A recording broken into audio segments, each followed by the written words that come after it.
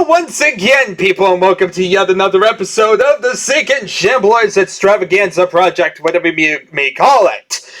So this time around, we're checking out a level which has the most wonderful of connotations in the name, Clogged, version 1.1. Yeah, that's actually all part of the name. That is really, really horrible. Why in God's name did they do that always? Well, it's a thing. It happened. It's there. Anyway, that's basically the name of it. It was made on September 15th of 1996. So yeah, it's yet another September map. And it was made by Dan Briss, Merlin of Pleth. So someone I do not recognize at all. Well, that's a thing. Anyway, this is a deathmatch level which consists of a battle of arena, hallways around the perimeter, lower and upper water rooms, and strange flooded tubes connecting them all. So, yeah, it just sounds very, very chaotic. But it can't be too big. It's only 226 kilobytes, so it's a relatively small level. Even though it has 18 spawn points. This thing sounds freaking massive, honestly. Quake can only handle 16 at once, but the more points, the better anyway. So, yeah, that basically just means it's absolutely chaotic for some reason, even though it's a level that's not really chaotic. But that's aside the point. Like I said, it doesn't really have many entities or really things in general, so I'm not really sure why exactly it has so much stuff. It sounds like a big level to not really have much. Anyway, let's see here. This level was compiled by a QBSP for registered Quake. And yeah, effects of redness in other versions are unknown. Let's see here. So, it took a few hours for about 4 to 5 days to make this thing, and it was designed using Kuma. That's actually an editor we've kind of seen mentioned before. I'm not sure. I want to say it was used in 1 or 2 levels, but not many. It's a rather uncommon editor to use. I think it was used in Altar, like Altar of Death or whatnot. You know, it was enough that we actually looked into it, but not enough that it was yeah, it was only used in Altar of Pain. That was the only level we've ever seen with it. So yeah, this is the second level we've ever seen that actually uses this editor. So yeah, someone else besides that one person used this editor. So yay! Anyway, let's see here. He also used MS-DOS Edit for some editing and corrections, as well as the normal QBSP Viz and Lite. Anyway, as I said, that's version 2.9 for Windows 95. So yeah, BSP for...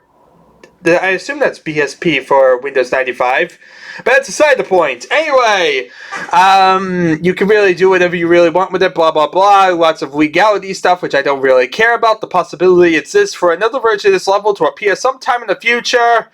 And if you would like a copy of it, the map file, contact me, I'll give it to you. And yeah, lots of different random legal stuff we don't really care about. This is his first release Quake level, and certainly there will be more to come. If you're interested, he's the creator of the Plethoric Universe and Merlin's Universe for Doom 2. Never heard of either because I never really checked out Doom 2 PWADs. These collections, excellent for deathmatch play and single players, respectively. Anyway, check out version 6.0 of both of these to be released soon. This time with a great dehacked patch and a lot more. Finally, for Heretic, go ahead and search for The Trial. It's a large and complex level they created a little under a year ago. So yeah, all definitely the same authors, interconnected, doing the same things and whatnot, as you can kind of see. Even though I've never really heard of this guy, and I don't think he's created anything that anyone would really know from Doom. So, yeah! Hooray for obscure files across multiple games! Anyway, let's check out this thing, because it sounds freaking massive. I don't believe it to be. It doesn't look as big as, say, some of the other levels would have been in the past. But yeah, it just has a rather large size for some reason. So I'm just going to load this thing up, see what exactly we have in store for us. Let's see here. It shouldn't be too big. Like I said, it just sounds like it's going to be big. And I believe it has music. Yep, it has music for a change. And my god, is this one chaotic little structure thing. Yeah, it looks chaotic as heck. but it's all one crammed area. So that's kind of how it works. At least as far as I can figure. Here's a double-barreled shotgun. It's a different resources here. Totally useless dead end. Looks like nothing on this side. There's a pentagram underneath here. This will allow me to light up temporarily, at least. Look at all the healths are thrown in one little tiny corner. Gotta love that logic. Okay, we have water pipes everywhere. Keep like running around all of creation. Look, here's a green armor. And then on top of this is a red armor. Of course, I couldn't really make it, could I? No, sorry, if you jump too high, if you jump too low, you'll go to different areas. Here we are. I got the red armor.